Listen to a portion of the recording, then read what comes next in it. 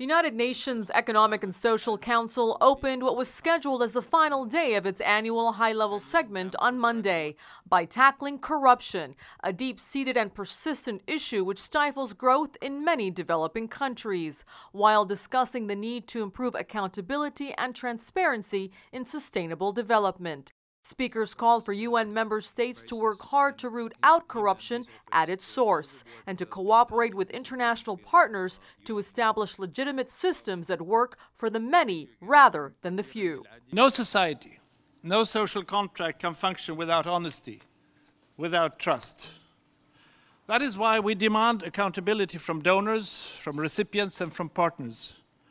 And that is why we must continue to wage a serious fight against corruption. In an era when so many of the world's leading institutions, public and private, are suffering from a crisis of confidence, ensuring transparency and accountability is essential to rebuilding public trust in our markets, our political structures, and our social contract. Conservative estimates suggest that corruption drains about $40 billion from the coffers of developing countries every year. That's $700,000 from each developing country a day. For most low-income nations, this amounts to a staggering 8 to 25% of GDP, an enormous sum stolen from development.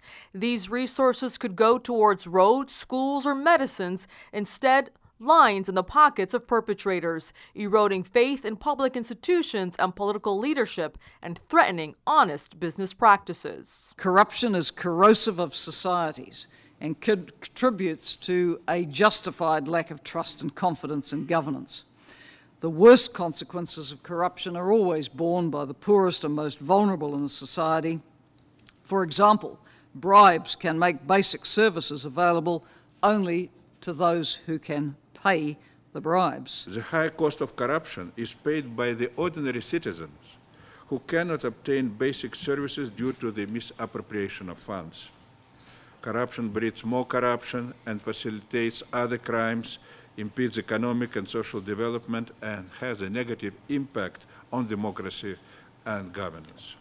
Neither peace, development, nor human rights can flourish in an atmosphere of corruption.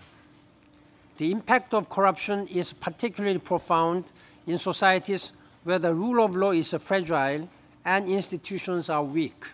After addressing the dire need for transparency and accountability to build sustainable development, discourse turned to implementing effective macroeconomic policies for job creation. People are everywhere in the world extremely concerned about employment. We need to get that focus into international policy making, because at the moment we're at a higher risk of a vicious downward spiral getting underway, which will make it harder and harder for people to get the jobs that they need. The ECOSOC is the place where we could actually turn that around and make it into an upward, virtuous spiral. World Bank noted that a job strategy is sometimes necessary versus a growth strategy, as is needed not only for developing countries today, but also developed nations witnessing record numbers of unemployment. We have a typology of jobs challenges, and an obvious case in this typology is the case of resource-rich countries, where you have investments that are very important from a productivity and growth point of view, but they may not bring about large numbers of jobs. They may not bring the inclusion and the cohesion that one will expect. Panelists highlighted the integral role of women in employment, jobs in cities to help generate greater development, specific job needs in conflict situations, and for idle, unemployed youth. Experts also tackled the issue of quality of employment and underemployment, human rights, and the need for social protection floors as societies face extreme economic and social hardships across the globe. The technology chosen by the public sector perforce has to be labor-using and capital-saving. The human rights on each level of development are a set of guidelines on how the obligation of state towards people should be fulfilled. Monday's session was scheduled as the conclusion along with the expectation of the adoption of the ministerial declaration to close ECOSOC's high-level segment. However, some member states requested more time for clarification of the latest version of the declaration. ECOSOC President Milos Kočrik granted the request and called for the meeting's conclusion to be held tomorrow.